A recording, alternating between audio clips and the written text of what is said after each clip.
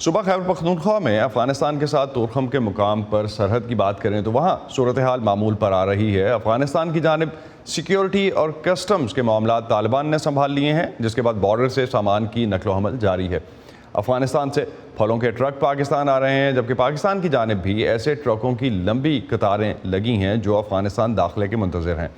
افغانستان میں پھنس جانے والے افغان شہری بھی تورخم کے راستے اپنے وطن واپس جا رہے ہیں۔ اس وقت تورخم بارڈر پر کیا نظر الاسلام نے دیکھا، چونکہ وہ وزٹ کر رہے تھے ابھی ریسنٹلی، ان سے ہم اس حوالے سے بات کرتے ہیں۔ نظر، کیا دیکھا آپ نے تورخم کے بارڈر پہ؟ کیا سچویشن ہے دونوں سائڈ کی بارڈرز پہ؟ جی اسد، اس سے پہلے آپ نے چمن کی بات کی کہ وہاں پر لوگوں کا جو فلو ہے وہ بہت زیادہ ہے۔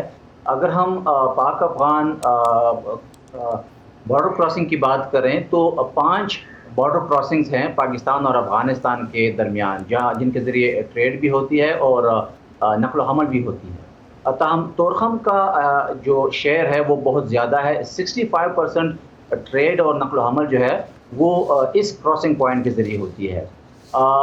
کووڈ سے پہلے اس کراسنگ کے ذریعے تقریباً 25 سے 30 ہزار افراد روزانہ آر پار ہوتے تھے۔ پھر کرونا نے کچھ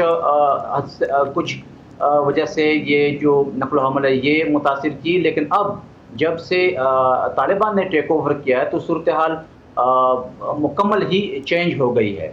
اس وقت اگر ہم تورخم بارڈر پہ دیکھیں تو صورتحال بالکل مختلف ہے۔ یہاں پر روزانہ تقریباً 2000 افراد جو ہیں وہ آر پار ہوتے ہیں، جس میں سے انٹرسٹنگلی جو افغان لوگ ہیں جو اپنے ملک جانا چاہتے ہیں ان کی تعداد زیادہ ہے۔ تقریباً 90% ایسے افغانز جو یہاں پر یا علاج کے لیے آئے یا یہاں پر وہ کام کرتے تھے اور ان کی فیملیز وہاں سٹک ہیں، تو وہ چاہتے ہیں کہ وہ واپس جائیں دوسری طرف۔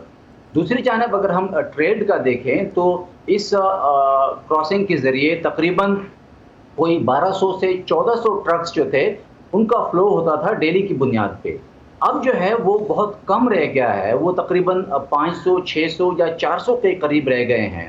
اس کی بنیادی وجہ یہ ہے کہ جو پاکستان کی جانب سے جو تاجران تھے وہ کافی زیادہ بے چین ہیں۔ انسرٹینٹی افغانستان میں زیادہ ہے، بینکس وہاں پہ بند ہیں، وہ خطرہ محسوس کرتے ہیں کہ انویسٹمنٹ ان کی کہیں ڈوب نہ جائے، تو اس وجہ سے ٹرکس ہماری طرف بھی بہت زیادہ کھڑے ہیں، لیکن وہ یہاں سے ایمپٹی جاتے ہیں اور وہاں سے بھرے ہوئے آتے ہیں۔